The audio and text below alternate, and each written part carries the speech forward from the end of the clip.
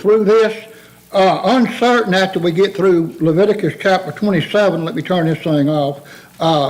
And what my next move is, I would like to stay in the Old Testament. Briefly, we may just do an overview of Numbers only. Maybe take 3 or 4 chapters or less and hit the high points and go on, okay? The reason being I'm thinking about moving on into Numbers, even though it's a repeat, there are some things in a few of the chapters that's given in more detail, okay? We talked about the Exodus when the children of Israel left Egypt and when they went over into the Sinai Peninsula. Numbers 33 is the roadmap given to us of how they traveled to get to Mount Sinai. So there's things like that in there that we might just hit on briefly and move on into it. Now, I'll say this much.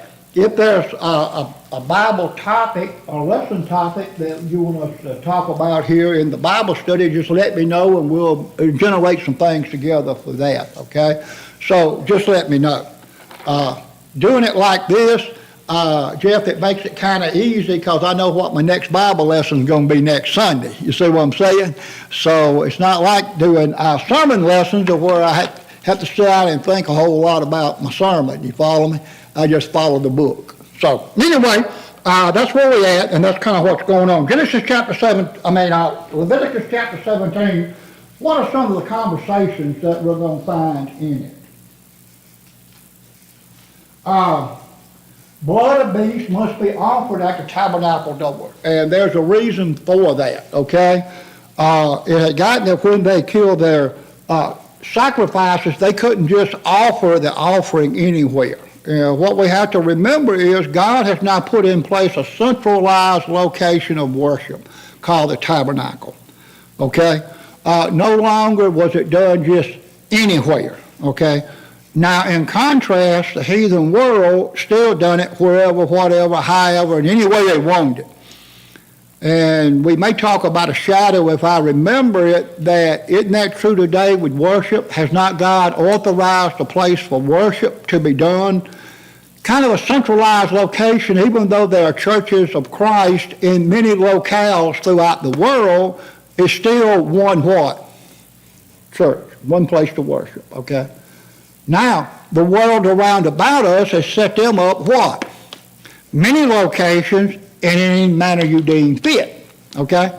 So this is what we're going to be talking about here in just a little bit. Eating of blood forbidden. Very interesting subject. I think we covered that. I did a lesson on it here a while back.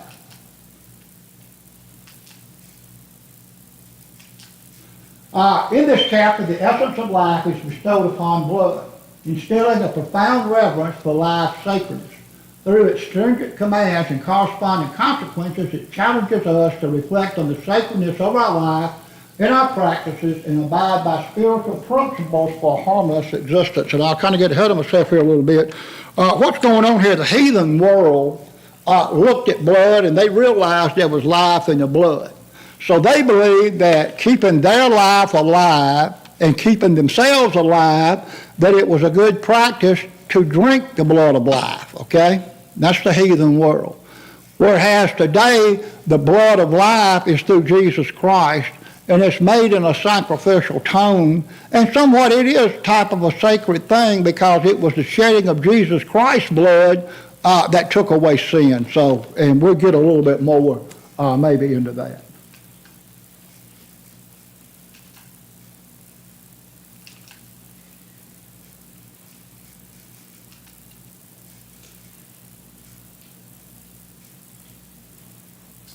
The blood of Jesus, Leviticus chapter 17, like I said, we'll get a little bit of it.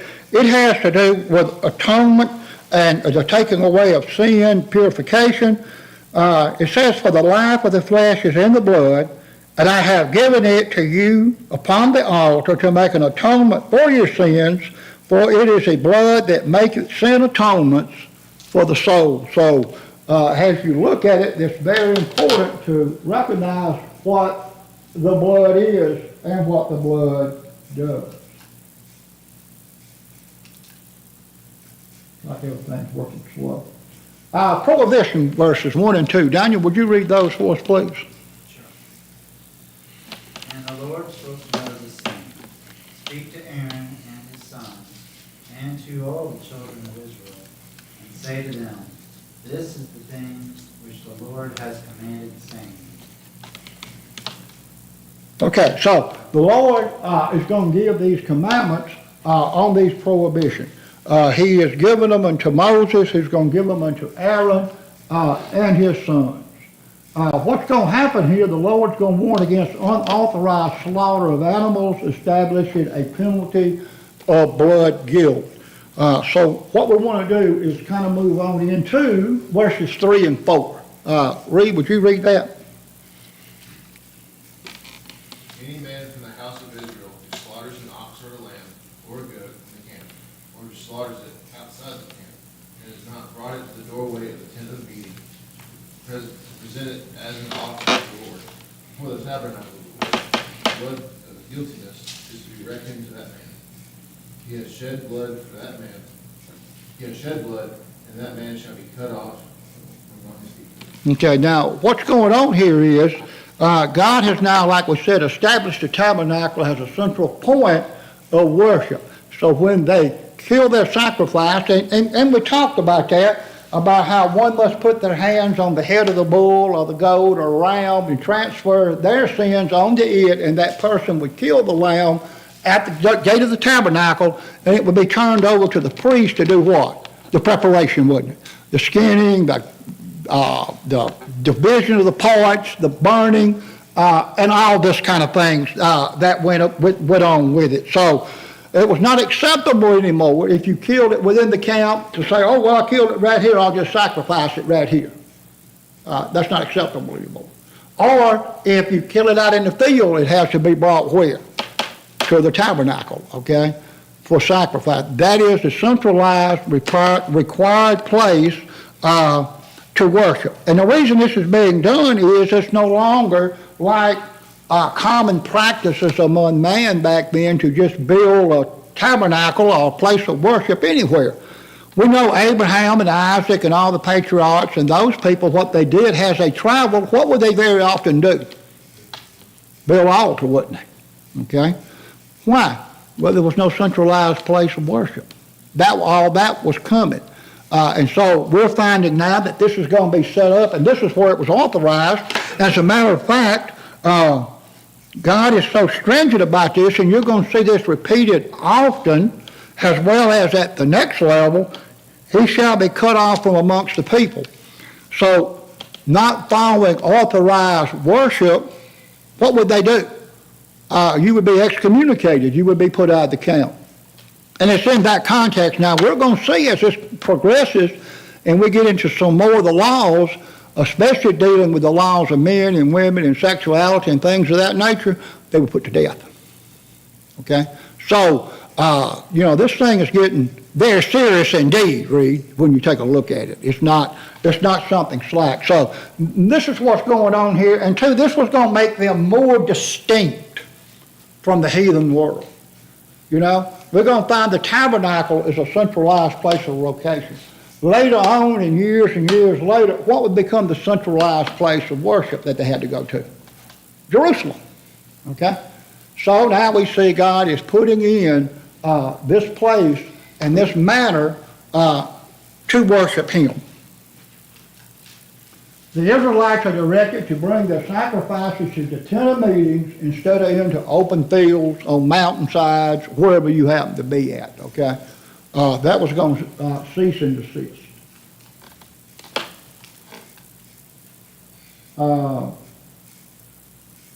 Verses 3 and 4, and and we just went through that.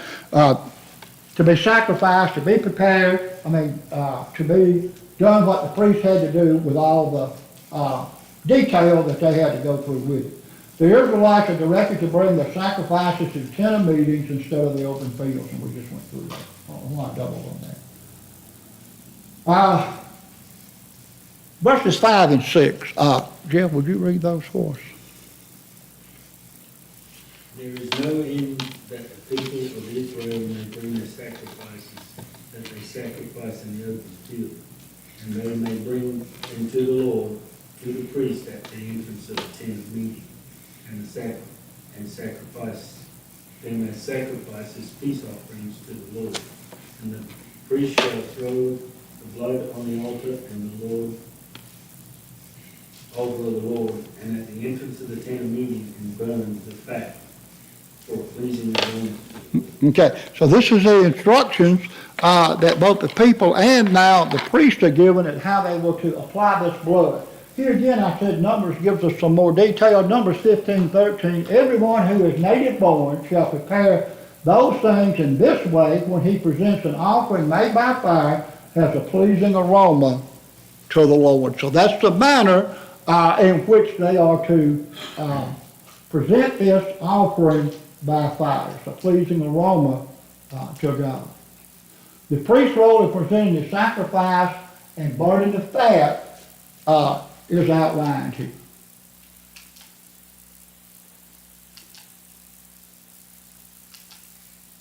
Well,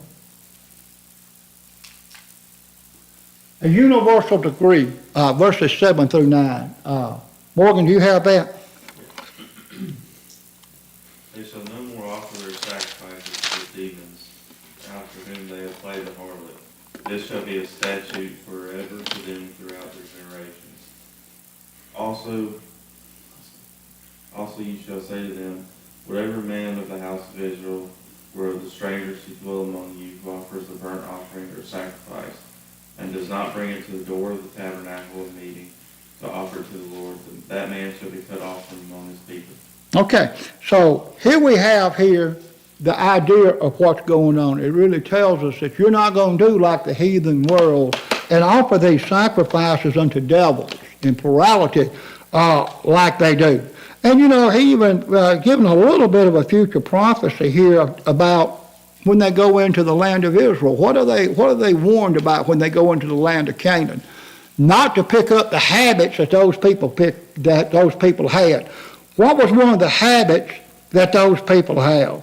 Well, sacrificing the devils, wasn't it? That was going to be a big issue with them, wasn't it? Okay? We find that even Solomon was influenced by his wives to do that, and we're going to find a very stern warning given as we go forward about sacrificing your children to the fire god Molech. So it's going to get very stringent, that requirement.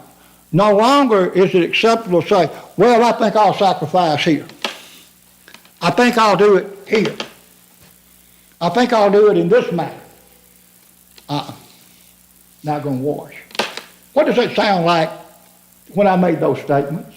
You can worship God anywhere. If you like it done in this manner, you go here. If you like it done in this manner, you go here. You choose the church of your choice, okay? That's no longer there. That is not there. At one time, they had the liberty. But there were still some requirements on that, wasn't it? It wasn't just a loosely given thing either, was it? I mean, there were specifics about the animal being spotless, about how the lamb or the bull was killed, wasn't it? Okay? But now it's going to be contained into a certain location. Now, one of the things we see, let's turn over to Deuteronomy chapter 32.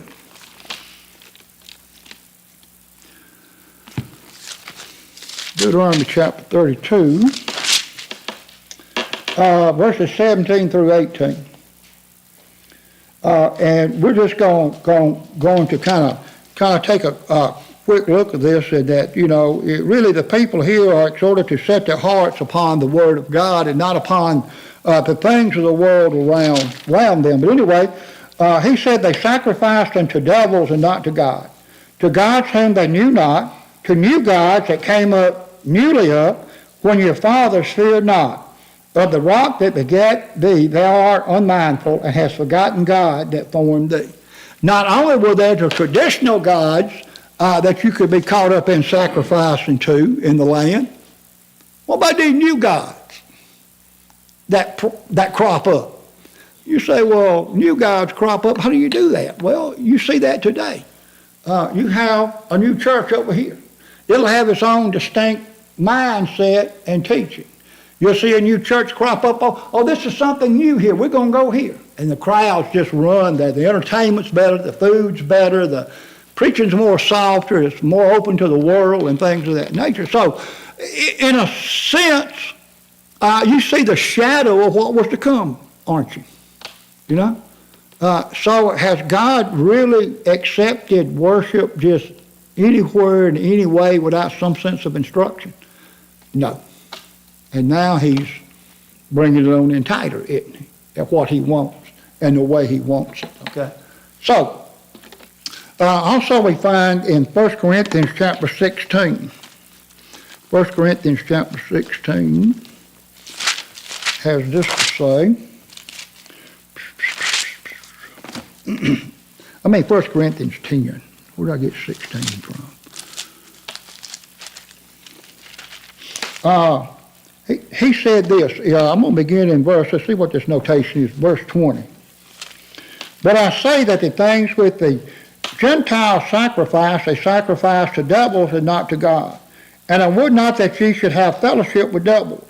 You cannot drink the cup of the Lord and the cup of devils. You cannot be partakers of the Lord's table and the table of devils. So he's issuing the church at Corinth a reminder that they are distinct and set apart. They are not to worship like the world around about them. You know, that's one of the things that really makes the church distinct in a lot of ways is its type of worship, isn't it? You know, we see forms and shadows of worship that is authorized in the denominational world. But when you put it all together, only the church has the true form of worship because they modify it to fit whatever they want it to fit, okay? You say, well, the denominational world offers up prayers. Yeah, they do offer up prayers, but are they acceptable? And two, what about when women leaders in that church offers up prayers? So have you not modified the Word of God? Just because you're making a sacrifice, has Saul learned, does not make it acceptable, does it? You know, well, they're singing of hymns. Yeah, there sure is. Mechanically accompanied, most of them, right? The vast majority of them. So what have they done? They have changed the idea and principle of the worship, haven't they? So you see how these things, what he's talking about here, he does not want his people in the New Testament nor in the Old Testament to corrupt and pollute the worship like the world around about them, okay? And this is what he's getting at here. Sacrifice no more to devils, and failure to bring offerings to the tent of meetings, as the tabernacle, as we talked about, referred to, leads to expulsion regardless of native or foreign statute. I want you to notice too, the sojourner that was among them, were there people of, and I'll use the term non-Israelite to apply, that looks like was among these people? Were they expected to follow those principles and things like that, just like everybody else, if they were going to be a part of that count? Yeah. Do we see a sense of proselytes here? You know, we find in Acts 2, and that's something we don't think about, that there were people that would accept the Jewish system of faith. They were called proselytes. They were Jews spiritually, okay? And so we find that you're starting to see a shadow or picture that there were those that would be among those people. You know, it's kind of like, it's kind of like today. We have, let's just say, visitors coming in that's not members of the church. Do we expect them to follow our same pattern when they're in here, or can they dictate their own pattern? If you're going to visit in here, you're going to follow our pattern, right? It's just the same thought and principle. You follow me? To be in this, okay? So, anyway, that's the thought behind it, okay?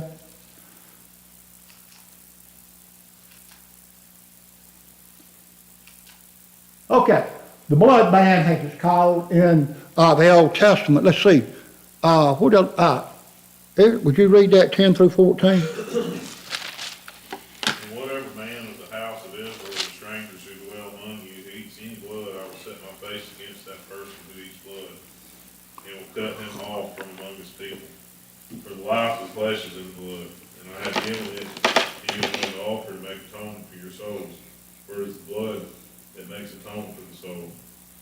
Therefore I said to the children of Israel, no one among you shall eat blood, nor shall any stranger who dwells among you eat blood. Whatever man of the children of Israel, or the strangers who dwell among you, who hunts and catches any animal or bird that may be eaten, he shall pour out its blood and cover it with dust. For it is the life of all flesh. If its blood sustains its life, therefore I say to the children of Israel, you shall not eat of the blood of any flesh. For the life of all flesh is its blood. Whoever eats, it should be cut off. Okay, so this is going to make them very distinct from the world around about them, is the eating of blood with the life in it. The consumption of blood, a symbol of life, is strictly forbidden. You're going to have the hunting rules, even if you're out hunting and things like that, you don't consume the blood. You have to dress the animal in preparation for it to eat. So we're going to find that this is a very serious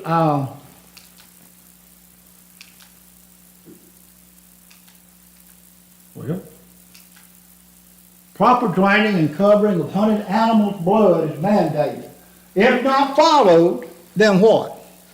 You'll be excommunicated, right? So you had to follow the pattern and plan set down. We know the Apostle Paul addressed some of that over to the church at Corinth about eating things that strangle and of blood, like the Gentiles do. And a lot of times that chapter creates a lot of discussion today in the world of us eating meat, like medium well and things like that. Is that not blood that you're eating? Well, when you get down to it in its strictest sense and you take a hard look at it, that's not the blood. That's actually a byproduct of blood. It's part of the blood. It's a body fluid, okay? I didn't know what it was called. Animals are actually drained of blood. We did that when we done our own butchering and things like that. We would take the animal, we would prepare it by the draining of its blood. First thing we do, isn't it? Let the blood drain out of the animal, the actual what would be considered blood, okay? So some of this you're going to have to take it. Now, if you decide, and you have to be kind of fair about this, if you decide that, hey, I'm going to eat my meats fully cooked, okay? But can you forbid me from eating medium well? No. Because that's not the blood literally that it's talking about here, okay? And like I say, there's a name for it and all like that, and I can't, it won't come to me now. I had it at one time stored up here somewhere or another, but what it's talking about here is like these countries that we see on these cooking shows sometimes, they'll actually drain the blood, and after the blood is drained, they'll make a soup out of it, or pudding out of it, or blood sausages out of it. That's the literal blood, okay? That's the literal blood. It's kind of like a lot of things. Maybe like most all meats contain what? Grease, right? Okay? So in order for us to be healthy, we probably should cook our meat till all the grease is cooked out of it, right? Well, what if I don't? Can you make that a law on me? No. No. Okay. All right. So that's where we're at. Some of these things too are going to deal with conscience as we get over into the New Testament, okay? So, anyway, any of you brethren have any thoughts on that? Anything you'd like to comment on that or anything? And I know when you go out there and study that, when you go out there and you study that, you're going to see that there is some controversy over that, okay? There are people that actually try to still bind that very strictly today. But when you look at it in its entirety and you study the whole thing, you're going to find that it's actually talking about the blood, the hardcore blood, okay, with the life in it. So.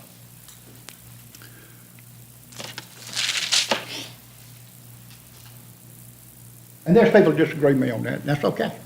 Don't bind it, okay? That's all I say, okay? What about consumption consequences in verses 15 and 16? And I'll read that. And every soul that eateth of that which is dead of itself. Daniel, that's what we call roadkill, right? Or maybe it died naturally, okay? What does it say about that? For it is the life of the flesh. The blood of it is for the life thereof. Therefore I say unto the children of Israel, you shall eat the blood of no manner of flesh. For the life of all flesh is in the blood, so there it is again. Whosoever eateth it shall be cut off. And every soul that eateth that which died of itself, or that which was torn with beasts, whether it be one of your own countrymen or a stranger, he shall both wash his clothes and bathe himself in water and be unclean until the evening. Then shall he be clean. But if he wash them not, nor bathe his flesh, then he shall bear his iniquities. So, kind of getting back to uncleanliness, kind of getting back to the principle of you can be contaminated with the elements around about you, okay? So what are you supposed to do? You know what I'm starting to see in this? And I never thought about it till the other day. I was sitting there thinking about all this. I said, I see a lot of water involved in this Old Testament. How about that? And people say, well, the Old Testament didn't involve water. They wasn't baptized or cleansed. Kind of interesting, isn't it? A lot of water involved in all this, even back then, isn't it? Okay? To be cleaned, to be ceremonially cleaned, to not be contaminated. And we know this was done for their physical health. But as we go forward in the Bible, we find that contamination of the world becomes spiritual contamination, like they were physically contaminated with things they ought not do, right? Okay. So.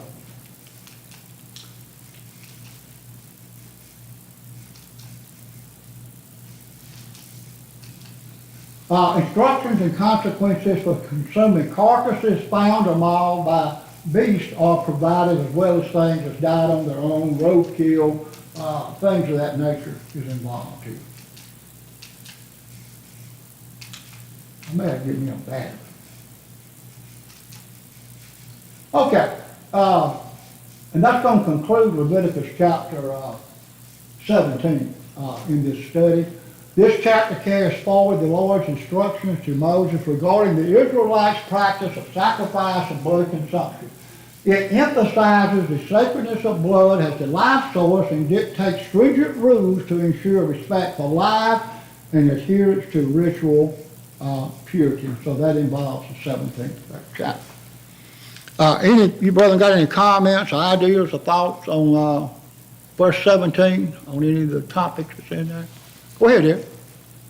I'm not trying to go down a rabbit trail or anything. No, go ahead. Talking about in there where they were, I think, land came, and then how they sacrificed the demons and that type of stuff. You believe that goes on now? Yeah. Oh, yeah. Here? Huh? Here? In this country, yeah. Yeah. It's alive and well. We don't see it maybe somewhat in a physical sense, maybe. Maybe we do because some of the outward signs are there. Would that encompass this religion not authorized by God? Yeah. Where I was going with that Go ahead. is you see, I heard this morning when we got to thinking about it. You see a political party advocating for abortion, and they brag about killing about 1 million babies a year. Mm-hmm. You know, one of their abortion clinics is named the Lilith Center. I don't know if you've ever heard of that I haven't. terminology. That in the Jewish folklore, she was a demon that took Yeah. the sacrifices of children, kind of like Moloch. Well, you're absolutely Named the right. center. You're absolutely right. Listen, this stuff's alive and well. When you take a look at the fire god Molech and burning those babies to him, the same thing's going on today. You're sacrificing to the god. Just so happens a lot of times those gods may not be a figurine or a necklace or a star on your head or whatever. The Bible's going to warn them about the God of self. Pleasing self. Doing what self wants. So can we become our own God? Quotation marks. Yeah, we sure can. And that's what you're saying here. The reality of all this, and as we get into more of the moral codes, and we fix to hit some hard and heavy stuff, okay, that to the world is shocking. Because this is what God wants and not what Molech wants. You know, you could say that There's a lot of ways children are sacrificed to Molech today other than abortion. I mean, hey, you have to be, it's a deep subject and it can be an offensive subject, okay? Because of the way we live our life today and all, okay? And just, of course, that's a lesson for another lesson. But yes, all this stuff's alive and well. I'm gonna use old Southern expression. It ain't going nowhere. Okay? It may take on a different shadow or a different type. It may be prettied up a little bit. Still the same old mess going on. It was going on during the flood. Just go there and take a look and study what that phraseology means, that man's heart mind was on evil. The key word there is continually.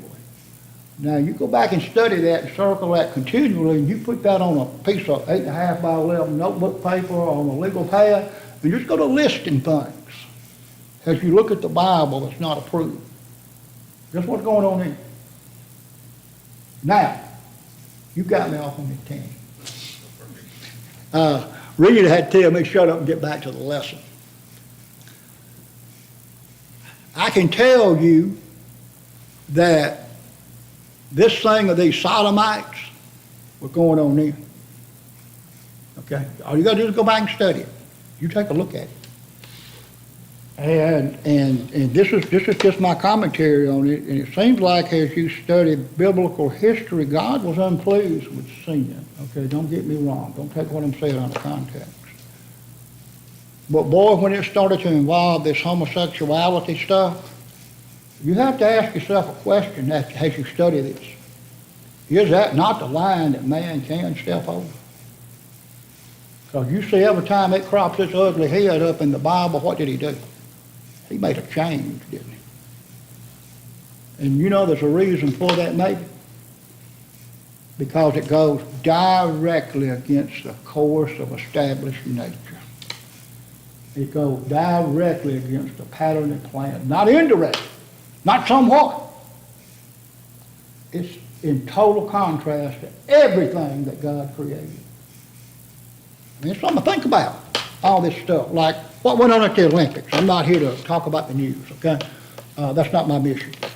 That's not what I'm supposed to do. But that's a disgrace. Having them drag queens open an Olympic ceremony, partake in the Lord's Supper, and they said they making a total mockery out of it, and they also said this morning, that group, that it didn't go far enough. Be careful. Because I got it on good authority, a change can be made. And it was made back then in the old Bible, somewhat in the new Bible too. These folks better be glad grace and truth is alive, but grace and truth only lasts so long. Only lasts so long. You go to stepping across that boundary and you see what happens. I mean, I'm not a prophet of doom. We're here to be encouraged and be lifted up. But it's something to think about, okay? It's something that we need to realize, that it's a dire subject, really. It's a rough subject to get in. Anyway, so, any of you brother have any comments on that? In chapter 18, if I had a commentator, we probably could have got through this. Come on. What's the conversation going to be about in Leviticus chapter 18? Boy, I'm going to get me a battery and see if that'll help my clicker next week. Well, it's going to talk about unlawful marriages. Well, here we go. Remember I said some of this is going to get real interesting before it gets any duller? Okay? And yes, they had unlawful marriages back then. They sure did. They sure did. And God was serious about it. What about unlawful lust? They had that back then. And that's going to be the bulk of that chapter is going to be talking about those things, okay? Divine laws and sacred boundaries. This chapter serves as a powerful reminder of God's divine authority and His call for moral purity among His people. These strict moral guidelines act as a compass guiding the Israelites away from harmful and profane practices toward a sanctified life in communion with God. Can you say the same is true today about all that? It's a guide, isn't it? To guide us to be acceptable to God so we can enter into the kingdom of heaven. Okay? So the thought pattern's the same, irregardless of whether it's the old or whether it is the new. Depart from pagan practices, and I'll go ahead and read that right quick line. And the Lord spake unto Moses, saying, Speak unto the children of Israel, and say unto them, I am the Lord your God. After the doings of the land of Egypt, wherein ye dwelt, ye shall not do. After the doings of the land of Canaan, whither I bring you, ye shall not do. Neither shall ye walk in their ordinances. So that is pretty plain to say, isn't it? And you could go off to drop verse 4, but we'll do that in just a minute. So you depart from all these pagan practices like was in Egypt. Have they seen the land of Canaan yet? It's prophecies, though, telling them they're still headed where? To the land of Canaan, aren't they? Okay? So even when you get to the land of Canaan, you don't practice those things. The Lord prohibits the Israelites from adopting the customs of the Egyptians and the Canaanites. Egyptians and Canaan is likened to what? The world, right? So, could you put up there, the Lord prohibits the church from adopting the customs of sin and iniquity. Would that be a true statement? Here again, the thought pattern hadn't changed, has it? Okay?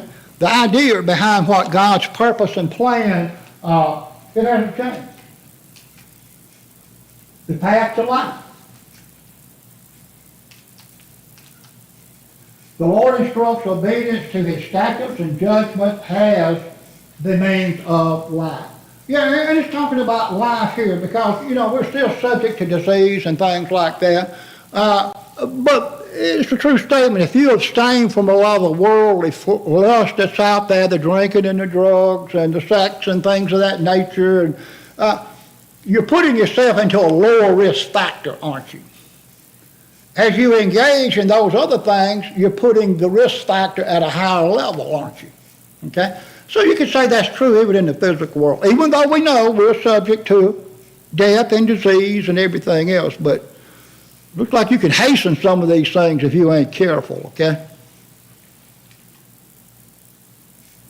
Moral boundaries rescue from harm's way. And this is what this next is going to be about. Being rescued from harm's way. Sacred boundaries, verses 4 through 21. I was hoping I could. That's okay.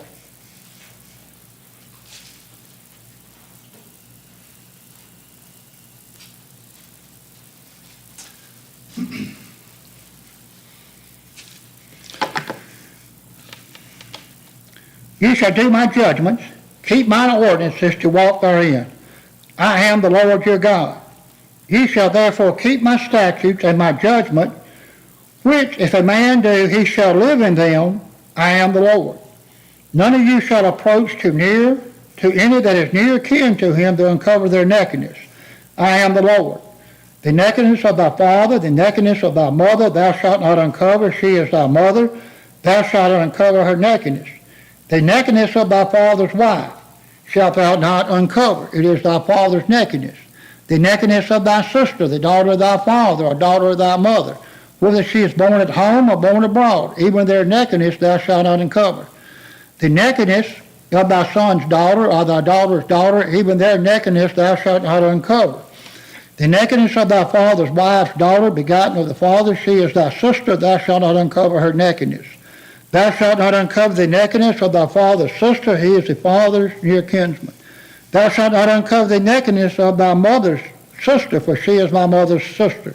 Thou shalt not uncover the nakedness of thy father's brother, thou shalt not approach his wife, she is thy aunt. Thou shalt not uncover the nakedness of thy daughter-in-law, she is thy son's wife, thou shalt not uncover her nakedness. Thou shalt not uncover the nakedness of thy brother's wife. Thou shalt not uncover the nakedness of a woman, her daughter, and thou shalt take her son's daughter, her daughter's daughter, to uncover her nakedness, for they are their kinsmen. It is wickedness. Neither shalt thou take a wife to her sister to vex her, to uncover her nakedness besides the other in her lifetime. Also, thou shalt not approach unto a woman to uncover her nakedness as long as she is put apart for uncleanliness. Moreover, thou shalt not lie carnally with thy neighbor's wife to defile thyself. And thou shalt not let any of thy seed pass through the fire to Molech, Eric. Neither shalt thou profane the name of the Lord. I am thy God. Boy, that's some powerful statements, isn't it? Those are things that we don't like to think about, and yet God is telling, Moses, you tell the children of Israel, you're not going to conduct the practices of the heathen world around about you. Was all the male and female relationships and things like that problematic in the old Bible? Mm-hmm. We can think about David, for one, right off the bat, can't we? Okay? And there are others. Is it problematic today? Mm-hmm. So God's given some strict regulations on this. When he means he wants his people to be separate and apart from the world around about them, what does he mean? Don't do that. Don't do those things. You're my people. You're a distinct people. You're a separate people. You're not like people in the world. And unfortunately, it happens. A lot of times it happens in the church. I can think of a couple of cases that I know of that it happens, okay? It does happen. That's why you have to guard against it, okay? You have to be aware of what's going on around you. Temptation's there. Everybody's tempted. Don't kid yourself. Everybody has temptation. Somebody may say, well, since I obeyed the gospel, I've never been tempted. You're already in trouble. Okay? The devil knows what your temptation is. He may not have used it on you in the past year. Maybe not in 2 years. Rest assured, he's coming. Okay? He's coming. He don't stay gone long, but he's coming. Okay? Anyway, I'm going to have to stop right there. It's time for me to ring the buzzer. And we'll kind of pick up with the thoughts on this. I was hoping to get through with it, but spend a little more time on some others than what I should.